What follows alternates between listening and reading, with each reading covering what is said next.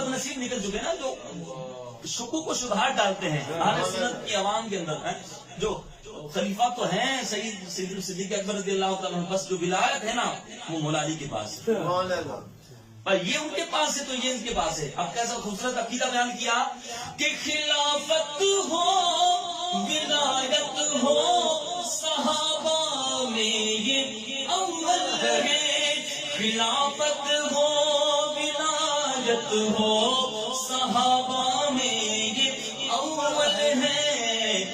عظمت سب صحابہ سے سوا صدیق اکبر کی ہے، عظمت سب صحابہ سے سوا صدیق اکبر